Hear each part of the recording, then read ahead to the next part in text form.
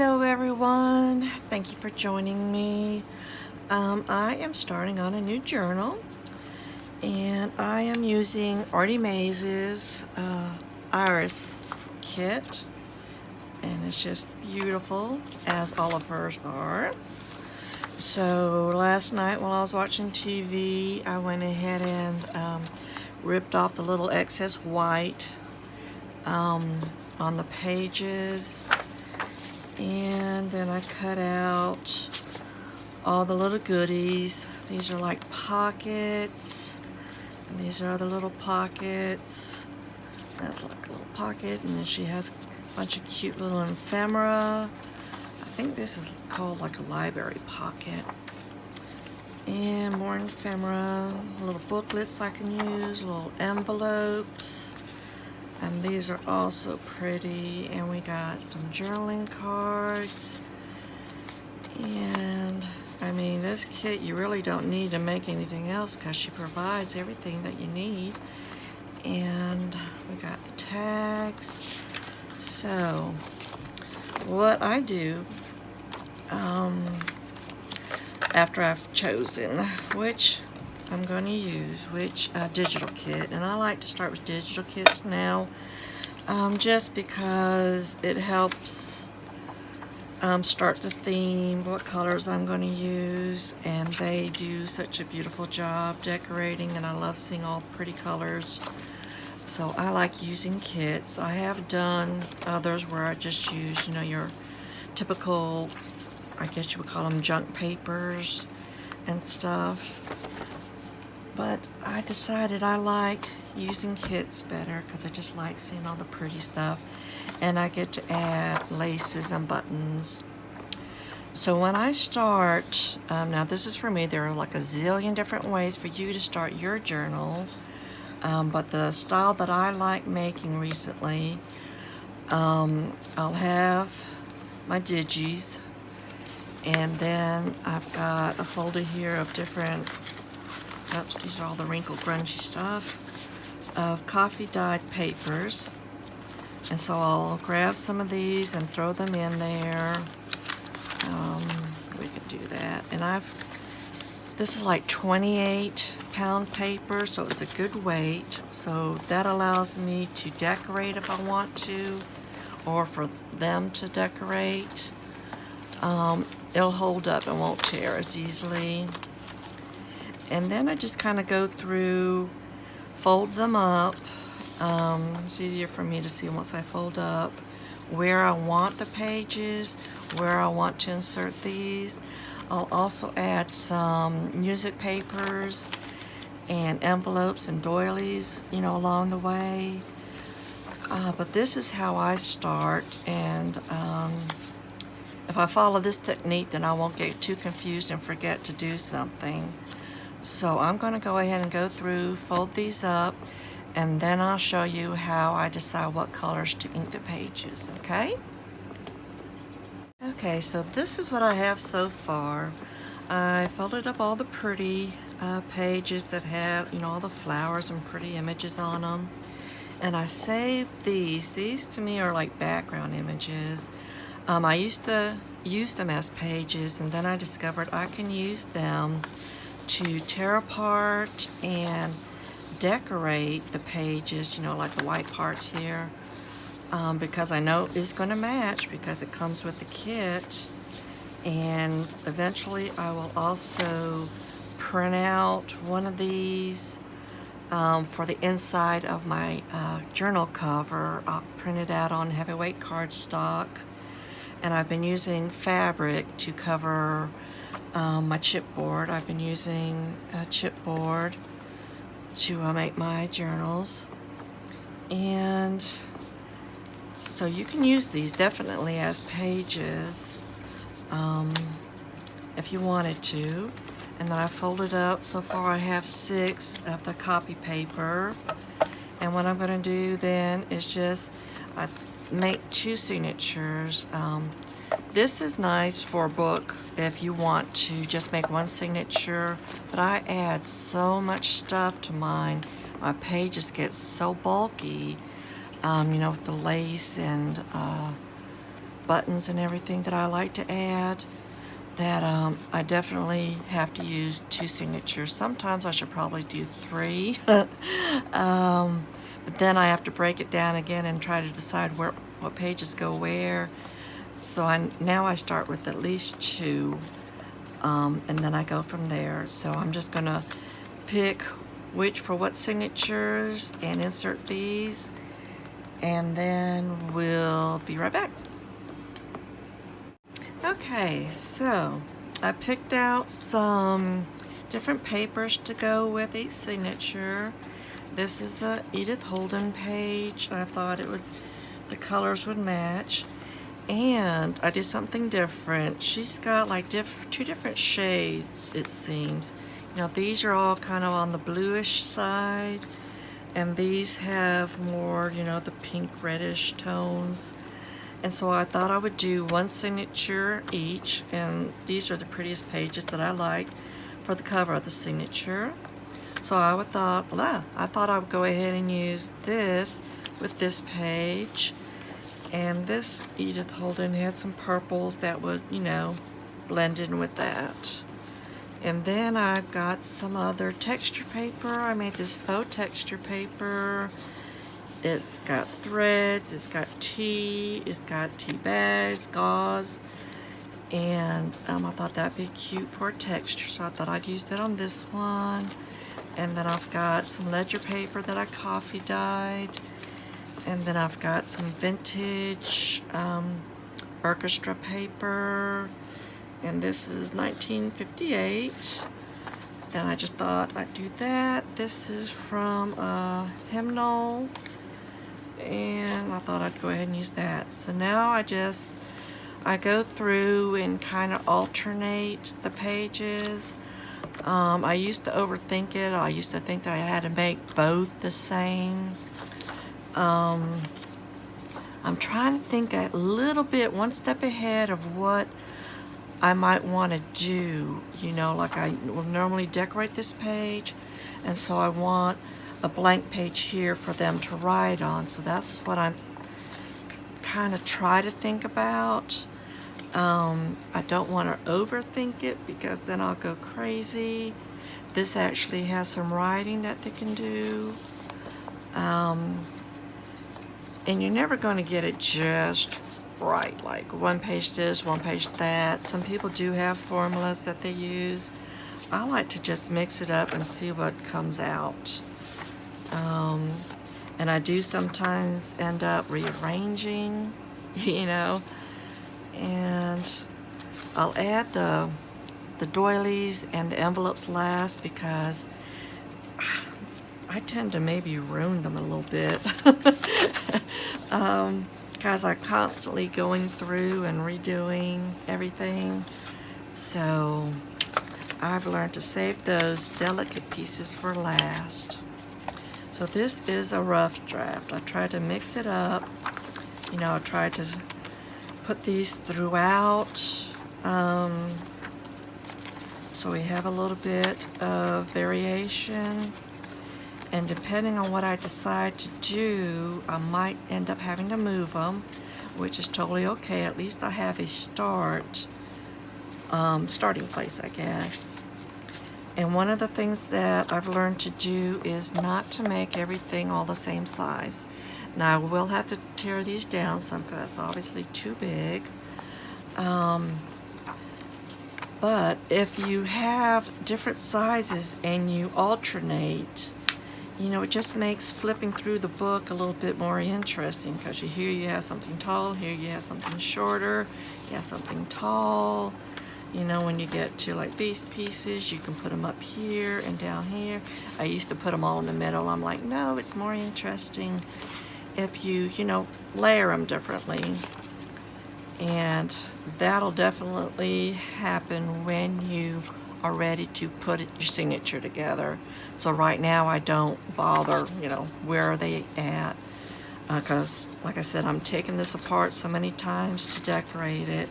I don't tie it together until the very end because sometimes I might mess up and turn a page upside down and I need to rearrange things.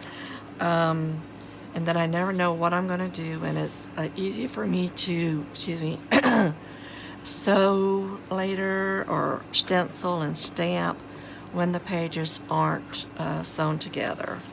So that is why I wait till the end. There's no right or wrong way. So don't feel you have to do it any particular way. You just have fun. And like I said, if the first rearrangement doesn't work, I have gone through more than once and had to rearrange. Especially when I start to get too many pages or realize that, hey, I need to do something else. Like I think I put too many in that first one, so I'm just going to grab another piece of coffee stained paper. And we'll see what the count is. I also thought that I had to make each, you know, the same amount of pages, and again, you don't. You do you, you know. It just all depends on how they work out. And like, see, this time this is here in the middle, and over here, that's when I stole that extra page, because I made 6, so I figured 3 each. But that's the way it came out. And I could leave this as it is, or I can stick an envelope here, you know, and that'll break that page up. It just all depends on the mood that I'm in, you know, that day. So this is my start. Now, the next thing that I normally do is I will trim these pages, and I normally just tear them, or I'll use my ruler to tear them. I don't try to get them all straight. That is a certain look that some people do, and every page is the same length, and I love that too. But I also love the grungy, imperfect, mismatched thing going on. And I will even these out. Then I will go through and I will, this is the tedious part, edge everything, and I'll do the creases, because you do see that, you know, and it just helps add some color. And then after that is when I will use my inks and color up the pages. So that part is next. I'll do that off camera because it is boring. I'll see you in a little bit. Okay, so I finished inking all the edges and the centers of these white pages. And if you're asking why I do this, because I take things out so much, I am constantly forgetting where things go. So I've learned just to keep the signatures separate by doing that. In the beginning, I messed things up so bad, you know, as far as, you know, switching things around accidentally and then not being able to figure out where things went. So now, the messy fun part. I am trying to find some inks that'll match the images, and then I'm going to ink up some of the pages. I have a little tub here of different types of inks. I really like using Lindy's because it's got that mica in there, but just depending on what color I need, you know, I've also used Delusions or what do you, well, your Delusions too, and Delusions. So that's what I do next. I just try to pick out a couple of the colors, and some I really like to use over and over because, you know, the colors happen to be in there. So I've got a blue and a green, so I'm looking for something, and if I don't have it in a spray, then that's when I will dig into my Distress Oxides, because I can also ink things up that way. I am not good at mixing colors and coming up with the right color. Some people are.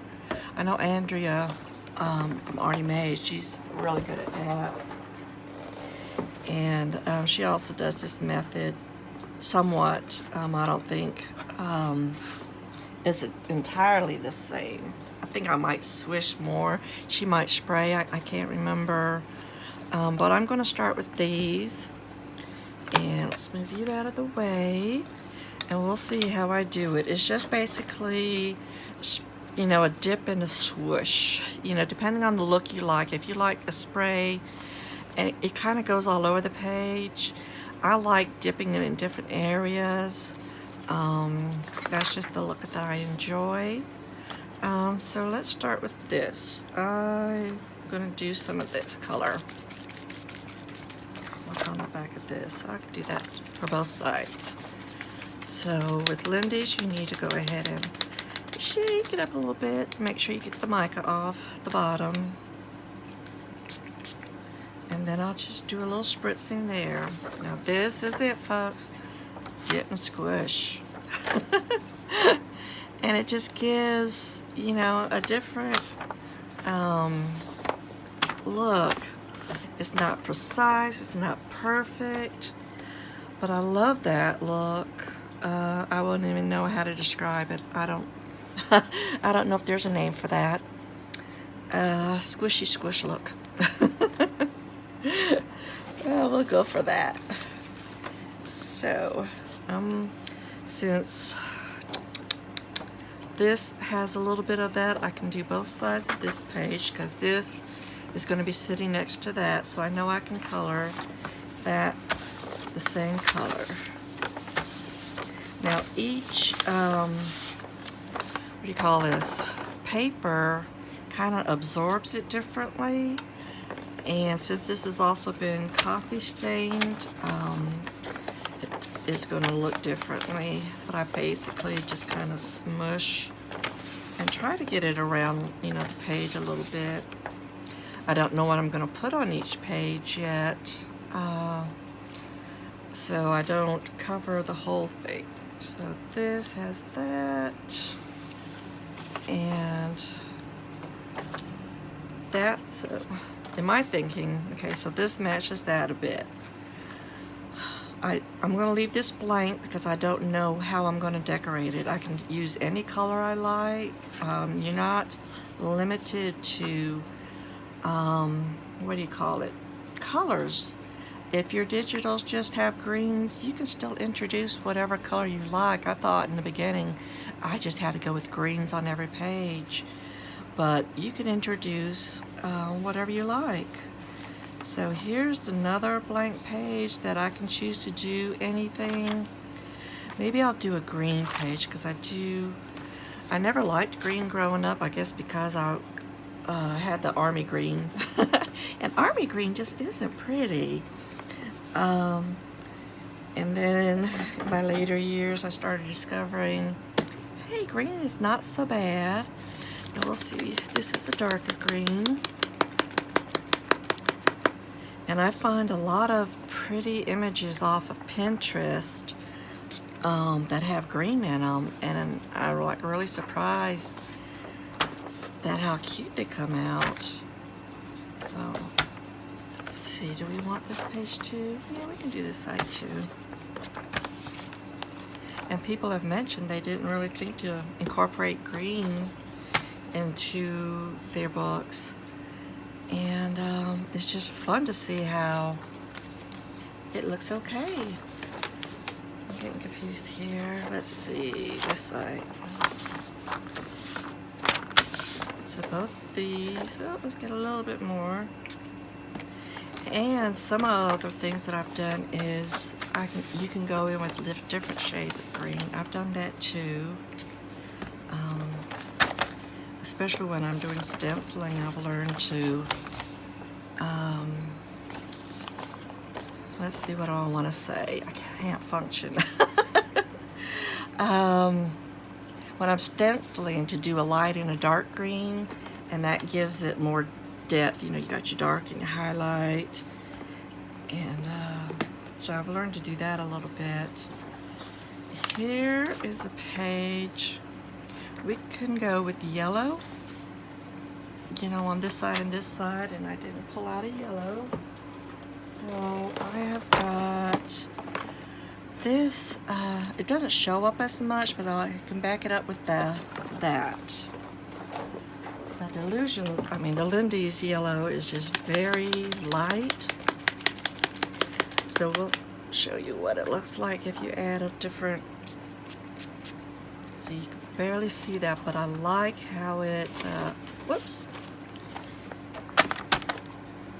adds the sparkle. Yeah, that's what I'm thinking of. So let's add a little bit. You don't need to shake it, but uh-oh, it's just one that's not gonna work. Pump, pump, pump, pump, pump.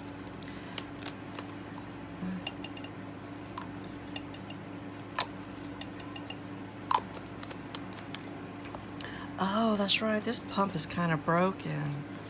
So I've been like, just spraying it on the page.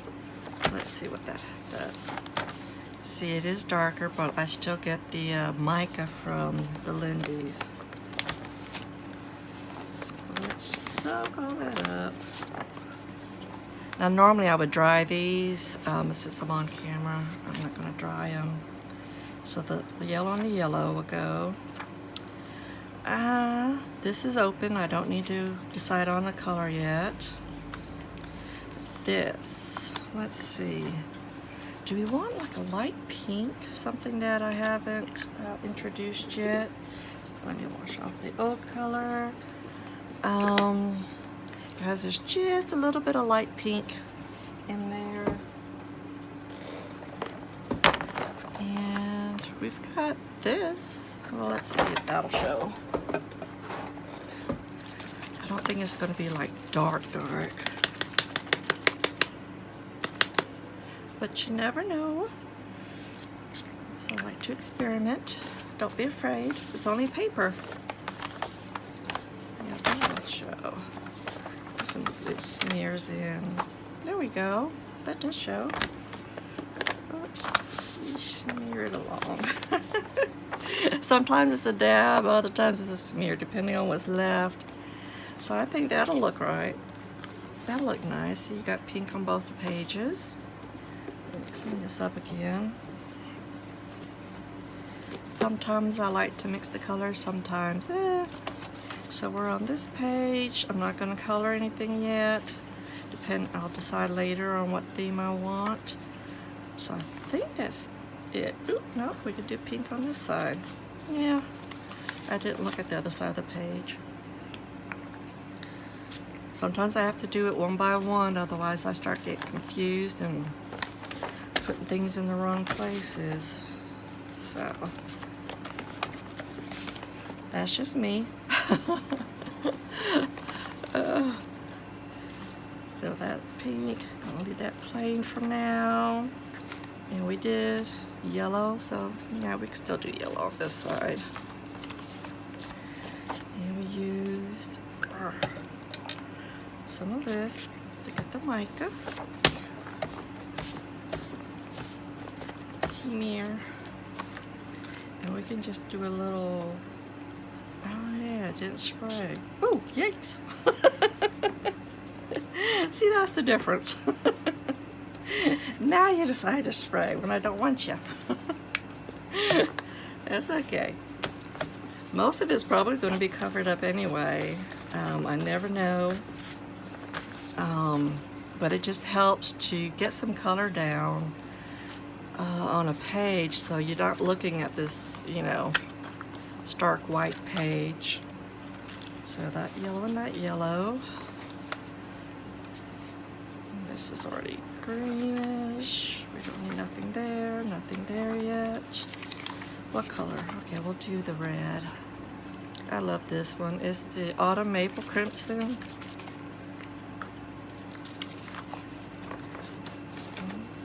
And let's see what that does. Ooh, okay. So instead of making a big old puddle, it gives it a different look. It went all over the page. Well, all over the mat. I'm just using it like a mop, but it gives, you know, neat neat colors, neat look. Okay, so that went there. Oh, I didn't do this page. I don't know what happened. So,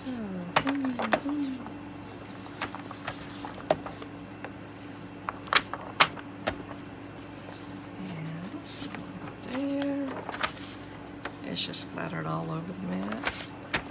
I'm just trying to find. There we go. I think that's about all of it. There. So that is done. Make sure I got this facing the right side. Yes. Okay. So that is how I start. You know, and again, I'll go ahead and go through with the heater now to, not the heater, but you know, this thingy, the heat tool, to dry the pages. And when I do that, it also gives a little, makes it scrunchy, wavy, crumbly, not crumbly, but it's not flat and perfect. And I like that. It also starts to make it, you know, poop out more. So I'll do the other one off camera. Great, now I don't remember where you came from. Were you here? You weren't the first, were you? Yes, you were. See, I did that wrong. You were the first, and you were inside. That's how easy I get confused. There we go. So I can do this page and this page. I'm gonna do these two sides with this. Move out of the way, sweetie. So one more time, just a tap and a tap and a tap there and a tap and a tap and drag, tap and drag. There we go. I'm not going to do this side because I don't know what I want yet. So let me clean this up before I bring that back. Okay, so I believe this is how it was. If not, it's okay. This is how it is now, right? Okay, so that is the first steps. And I do that for each and every one of mine, my journals, and get those out of the way first. And then that way, the next step is, you know, deciding what kind of neat little pockets and tuck spots. I've got some here, little samples of what I, you know, put in next. And it just goes by where I feel like it needs something. And some of the pages I've liked to collage on and make them real pretty and arty. And that's it. That is how simple it is. So please, please, please do not stress when it comes to making your journal. If you're making it for yourself, think about what you want to use your journal for. Do you want a lot of writing space? Do you want a lot of tuck spots? Do you want to use up your junk mail, you know, whatever papers you find around the house, and you're going to cover them up anyway? And then I really wouldn't be using the digitals, or you can still add digital pages in there. You could be adding your scrapbook paper pages in there and making them whatever size you like. So there's a billion ways to make it. You just want to think about one way to make your one journal and get started, and then your next journal you can make a different way, you know, just depending on what you like. There's no right or wrong way. These are personal, these are junk journals. The only thing you want to worry about is it going to fall apart? You know? And have pieces go flying everywhere. So the simple pamphlet stitch holds it in. Do you want hardcover? Do you want a folder? Do you want to use a cereal box? You know, there's so many options and so many fun things to use to make your journals. You know, it's just limitless. The options are limitless. And don't feel like you're doing it wrong, because you're doing it your way and how you want it. And if you don't like the way you did that one, you know, make another one a different way. It's just paper. And if you're using junk, you know, materials, they're just junk. You're going to throw it in the, you know, garbage anyway. So don't stress. Have fun. Craft on. See you later. Bye-bye.